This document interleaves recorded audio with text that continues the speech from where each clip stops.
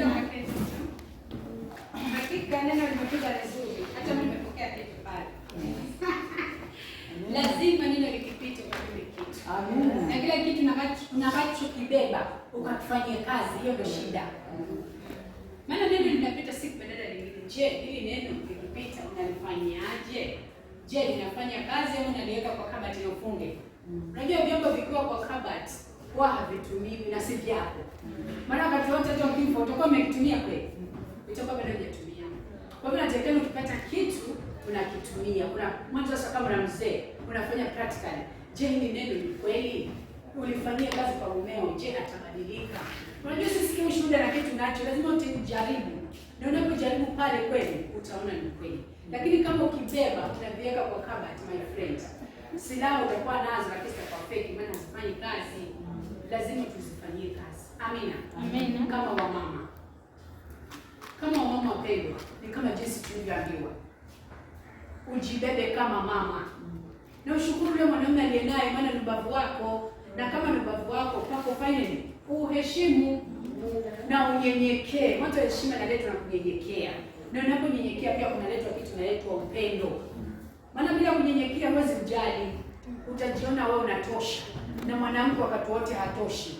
Na mwanamke bila mwanamume hajakamilika. Amina. Amen. Mwanamke anakamilishwa na mume. Na ndio ndoa. Amina. Kwa hiyo lazima ukae katika msingi wa nyumba yako. Na ukikaa usikae kama nyumba ya fulani. Hiyo ndio vitu vinavyotukoroga.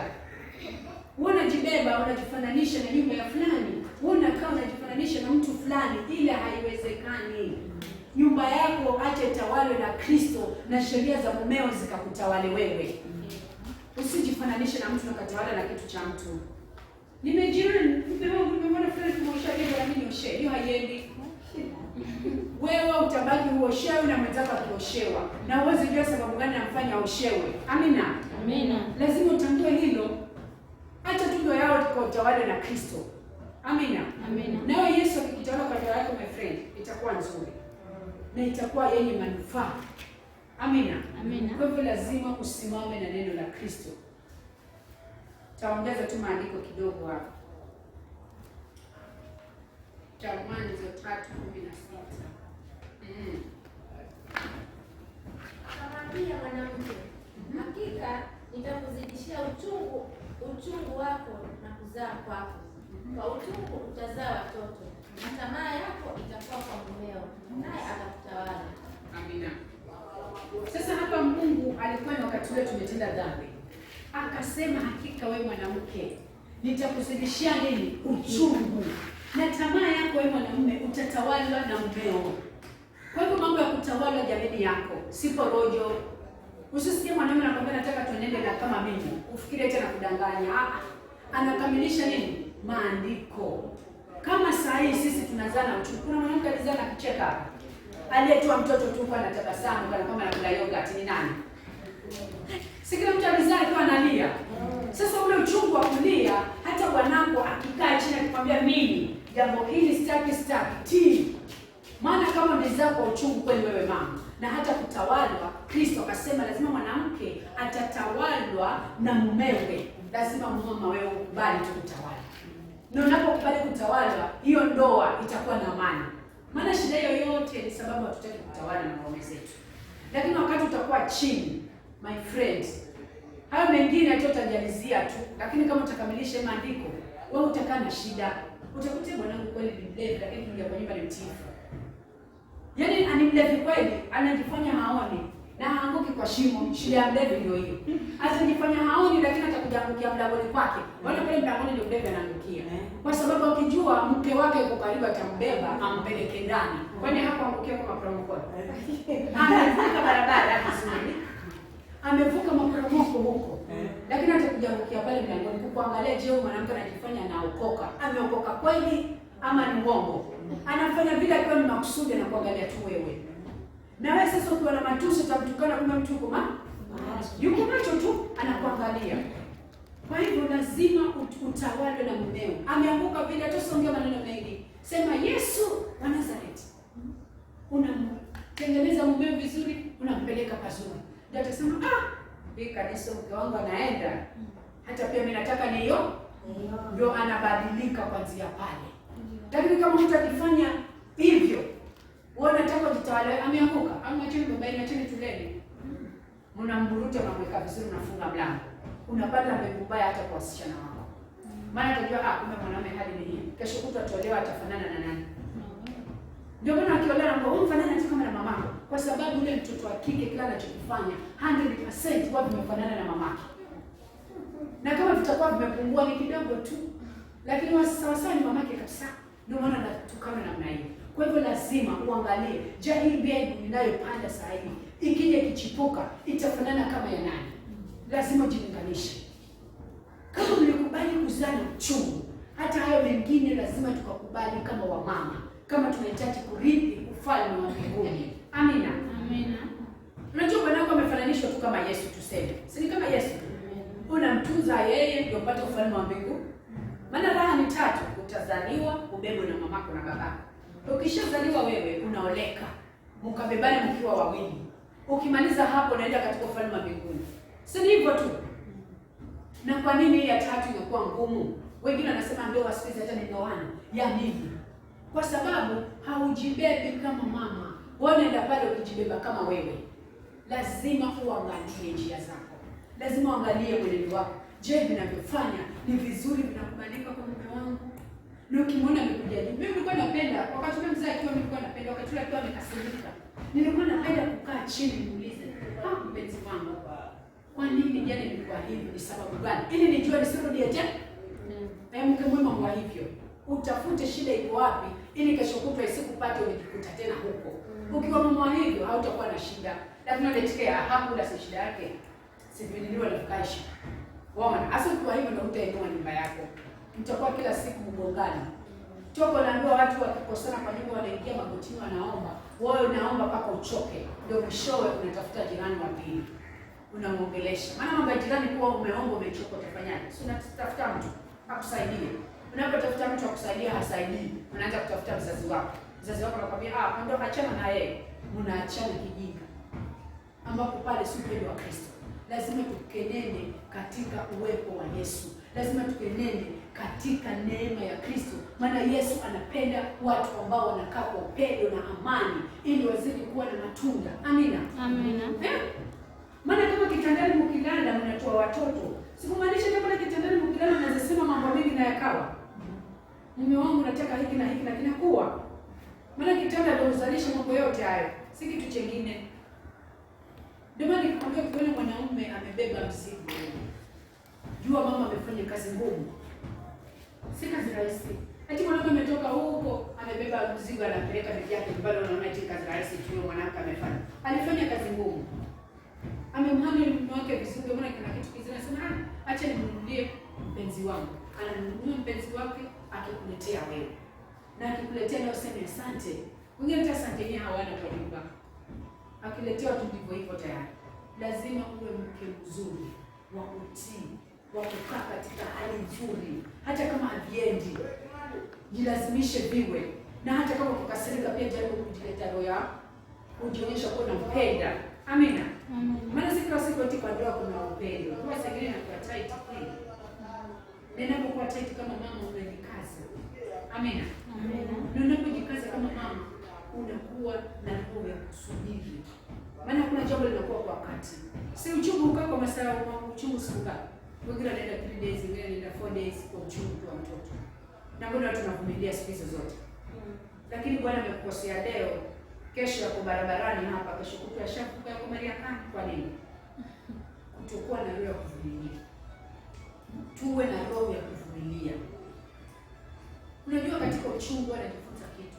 Wale uchungu wa mama kuzaa, unataka kufunza wewe kitu kizuri.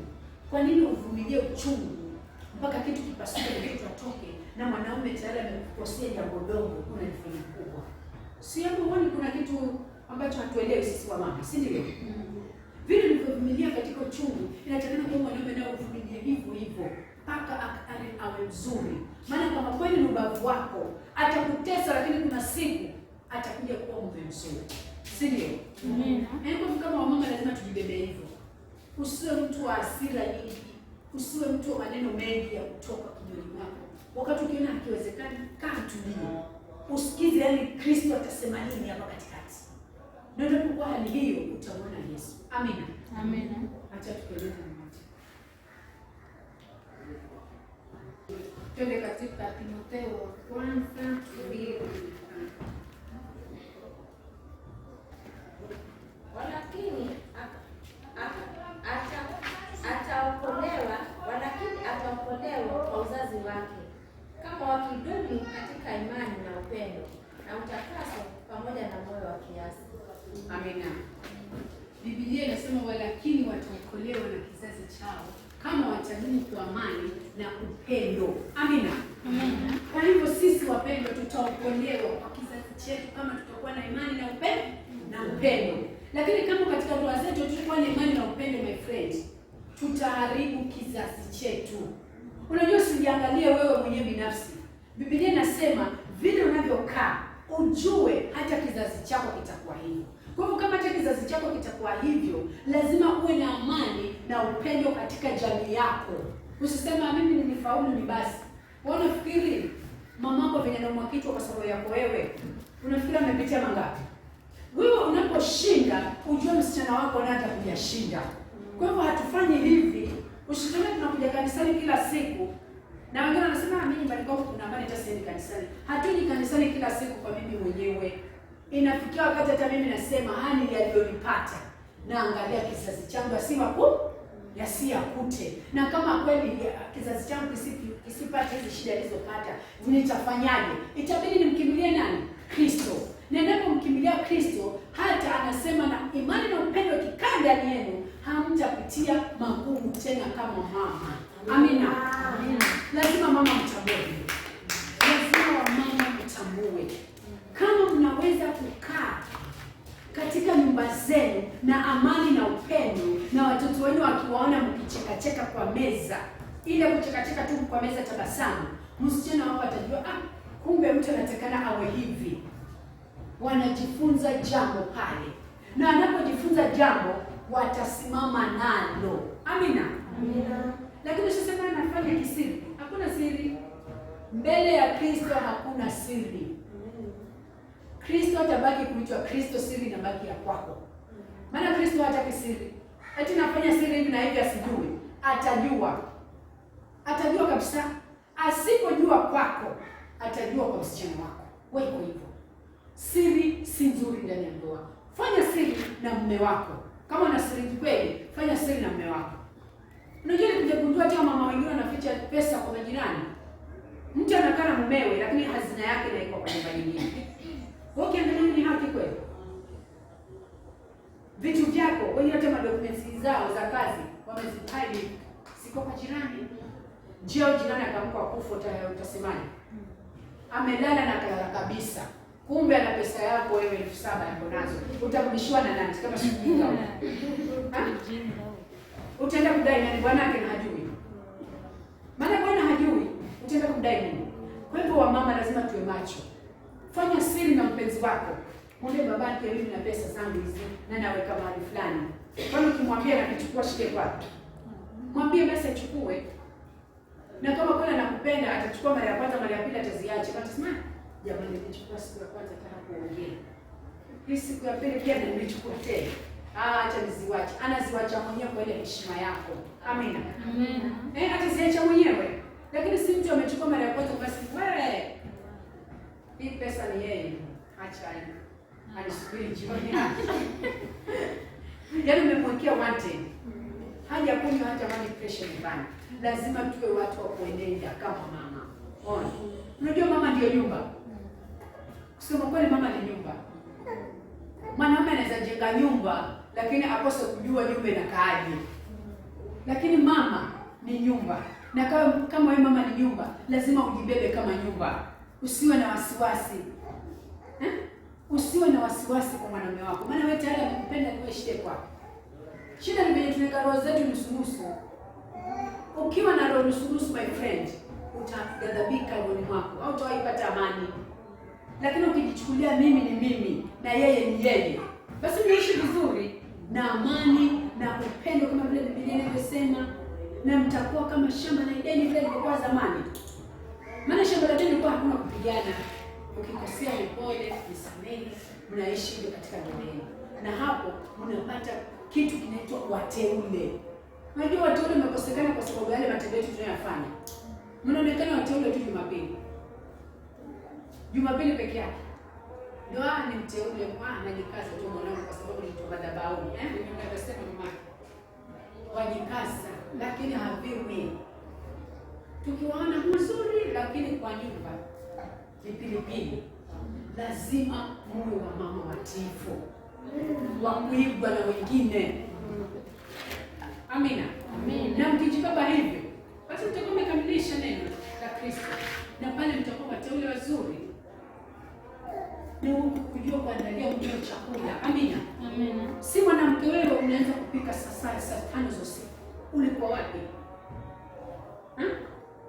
Saa 5 za usiku na washa moto. Ulikuwa wapi? Unatatiza tena mmeo.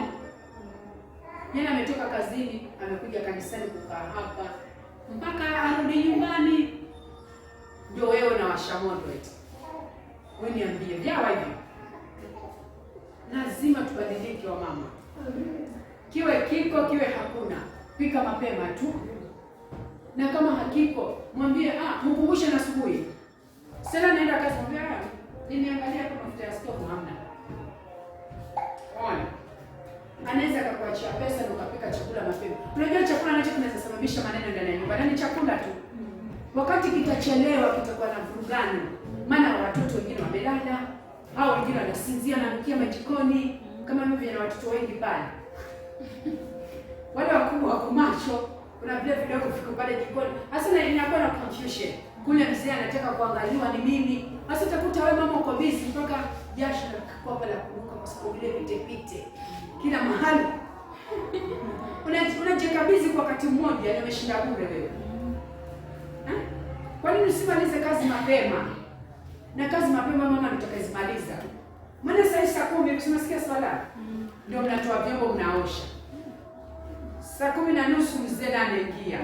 Sasa sio kama kazi. Watoto hawajaoga. Sasa unakuta mzee yuko pale huko busy mpaka jasho la kumwagika. Sasa usijui atakakusaidiwe, sijui atakaje. Mkifanya vile mtakafanyaje? Msaidiwe kazi. Kule nguo ziko kwa mabeseni hazijaoshwa. Lazima uwe na mpangilio kama mama. Unajua hii time hii ache kae. Unaona? Na kama umechelewa kweli, kama ilikuwa ni sabuni hakuna, ama kama ilikuwa ni nini hakuna, zile kazi zitakazobaki ziwache. Mwanzo unafua nguo saa 11 waenda nazo wapi? Kasi za nguo zinakuwa zilale tu.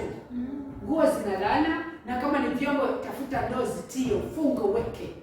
Uangalie mzee na watoto waoge mapema. Maana zile kazi za muhimu. Mzee muangalie na watoto waoge mapema. Chakula kive mapema, story ishe leo. Kuliko sasa hivi analeta sabuni sasa. Acha mimi natoa nguo zangu nje na nifua. Watu wa nguo ufue. Yana kuangalia kitu wangu. Mpaka najiuliza kwani huyu naye leo ni shida nini? Wafua nani kuangalia tu kwa sababu tajua sema nini? Akikuangalia umteule lakini akili huna. Yaani mteule nao kabisa. Lakini sio madhuna. Masaa yamepita ndio unaficha kazi dunia nini? Na mchungaji kila siku anasema hapa, ogeni mpige mswaki, futa piga mswaki upige. Mpige. Kama unaweza kufanya 12 utapiga mswaki saa ngapi? Sasa basi ushapiga asubuhi basi. Hautapiga. Sasa unatapoga bogi. Unamsubaisha tu kumwona amelala. Huyo waenda jiwekelea nesi kwa sababu za taka wewe. Ndio basi hivyo siku imepita. Sasa ingine mpaka tuwe na kazi kiasi. Mwanzo unacheka lakini hiyo kitu inaumiza wazee by the way. Kazi uwe nazo kiasi. Ukiona masaa ya jioni, wacha kazi zile zilale. Ufanye zile kazi za bunze zitakazokuwa zimebaki. Sawa? Mkifanya hivyo tini basi. Hiyo tayari ni ishara ya upendo. Unajua upendo sio lazima mwanaume eti na kupenda, umhaji, umfanye nini, umshike mkono mbele za watu. Hata fikiri upendo ni huu. Ile mwanaume tu akifika pale kama anafua, hizi nguo zindani. Mwende kuangalia mmeo. Ile tayari inamaanisha ni upendo. Unajua nini tunachukua sio upendo ni nini jamani?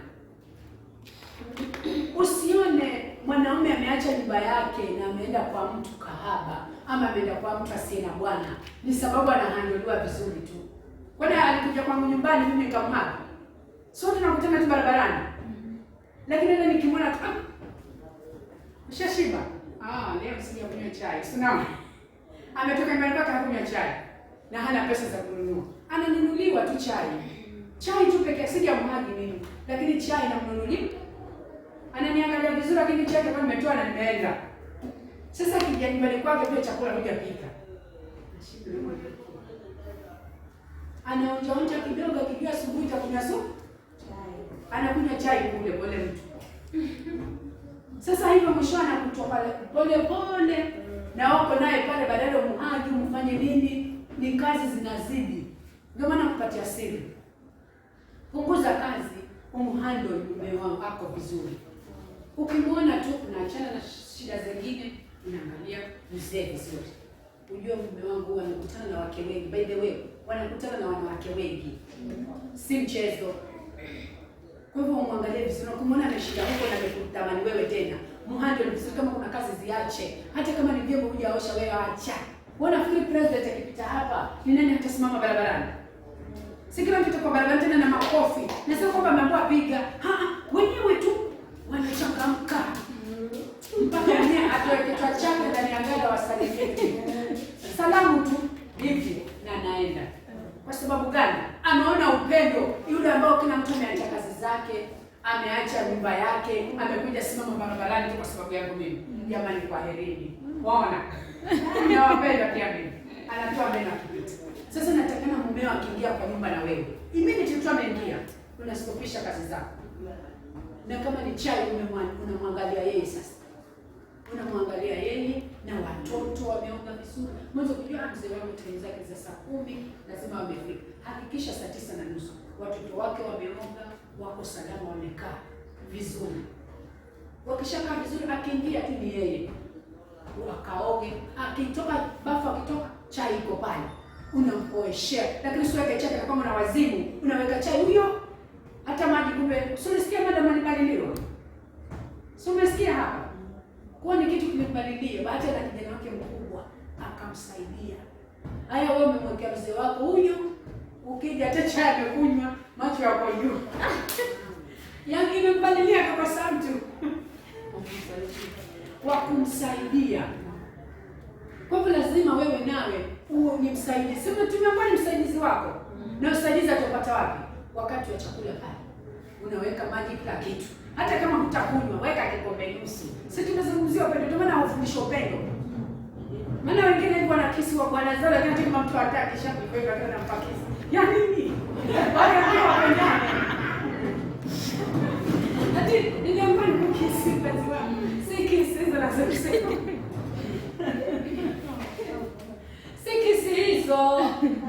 Hata kukana mzee wako tu iwala na wote kwa nusu mwaliwaza pale. Ile ndio upendo mzuri.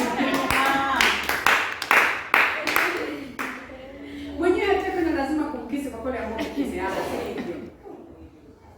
Unamkisi kwa kunywa chai pamoja. Yaani unaje kama wewe mtu ameacha shughuli zake, umeingia tu hapo kwa nyumba na mimi chai ndio hii. Watoto wako wamekuzunguka kama wewe na mzee wako mmekaa pale. Unakunywa chai yote. Si una tayari ni upendo. Hata bila kumkisi, anaweza kuambia stories zenye hata za mchana, zenye hata hazikuwa katika akili. Lakini wewe mtu abunifu. Unaona wakati unakaa na mzee, usikae kwa kimya. Hiyo ni siri na wako. Uwe mtu abunifu wa kutoa historia fulani yani. Lakini sikukwambia tabia mtu. Historia zenu za kale. Maana wewe unazaliwa ni lango. Wewe kama sababu ya kisimame. Tuseme hivyo. Unasema stories zenu mwenyewe tu, wewe mwenyewe na mpenzi wako. Huko mnakunywa chai, huko mnaongea stories zenu za nyinyi watu wawili. Sawa? Hasa ule ndio upendo. Upendo unajengeka na maneno matamu. Lakini si kisi. Weza mkisi na kuondoka bila. Lakini wakati mnakunywa chai unakuwa na upendo pale. Amina. Amina. Hata mimi nikiwa nyumbani kwangu, bwana ikiwa chai na watoto wangu ikifika tu imeiva. Na ikiwa chai na watoto wangu wamezunguka meza sote. Sasa mimi naambia hadithi. Na wachekesha tu na hadithi pale. Mimi kuna story kali. Kana mimi kwa hiki kana nyanyangu. Unaona? Sasa nikiwa vile ndio maana wananipenda karibu. Wakiniona tu nimekuwa pale kwa meza kila mtu hawataki, lakini wananizunguka wote, wanajua mama na hadithi atatupea. Sasa ni vile. Sasa mimi naeka vile watoto kwa sababu sina mzee, sina kiwanyama. Sasa naeka watoto wangu pamoja. Lakini mzee angekuwa, wale watoto wangekuwa pendi, wangepatia mzee nafasi. Na wewe sasa hivi mzee unaye, umtumie kama hivyo. Mpaka mzee wako akifika. Unasikia mzee mwingine anasema mke wangu umesikuwepo. Na chakula kinatawasishia. Ni sababu gani? Amezoea kula na story. Si wana mpenzi wako basi mko kimya, ati paka bedi mnamuongea. Huo si upendo. Upendo na story tu pale pale mnakula wenyewe. Nikikumbuka mwaka jana ndio tulikuwa tunaenda katika maisha yetu. Sidhani kama sasa tulikuwa hapa. Sasa tunaona. Mwanzo mpenzi wangu nakumbuka nilipokuwa nanioa wewe siku ile. Ilikuwa kali. Hata sikwambia kama atanioa. Sasa naona yeye kumbe na yako anakwambia vile ndio unaendaka na story. Upendo unajengeka kuanzia pale.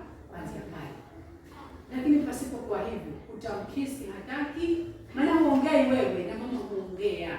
Amen. Sio kwamba tunakuwa tunyamaze basi unyamaze tu kabisa. Huanga tunaongea.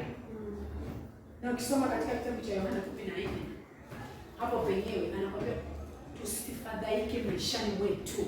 Tusifadhaike na jambo lolote kabisa. Umwachie Kristo. Kama ni nyumba yako umwachie Yesu.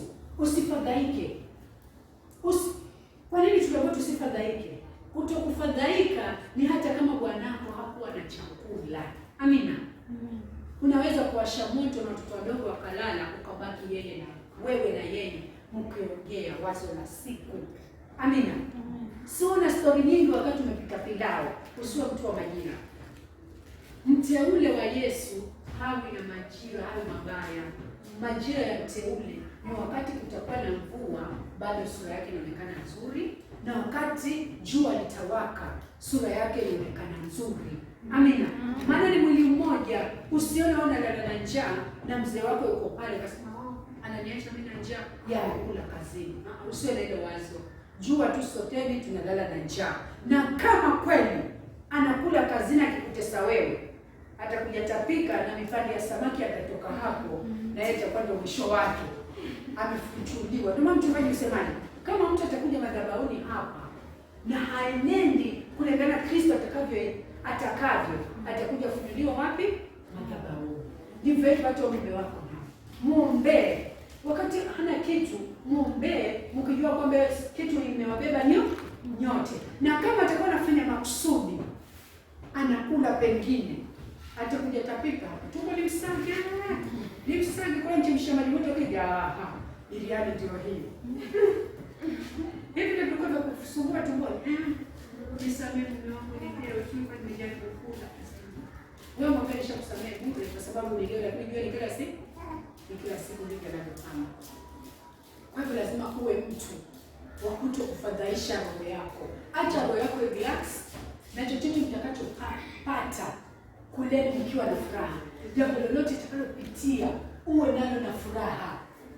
Amina. Hata kama umefanya kazi umechoka. Sasa umefanya kazi umechoka. Mpaka unaona vitu havitaki. Msema nakwambia mimi leo mimi nataka. Usiseme nimechoka. Mwambie uchovu, acha uende na nifanye hii shule ile mzee anataka. Ile ndio mke mwema huwa vile. Lakini si mzee anataka kumwambia nafua majizi 10 hapa. Na angalia sasa zimeziko hapa zitakakuga pasi. Mimi ndio nimefua. Nilikwambia nguo ni nyingi tusaidiane ukakataa. Mimi nimezifua zote. Sasa mimi nitaanzia wapi? Haifanyi hivyo. Unakaa kama mwanamke mwenye hekima, mwenye kujenga nyumba yake. Amina. Amen. Simbarikiwe tuko hapa. Amen.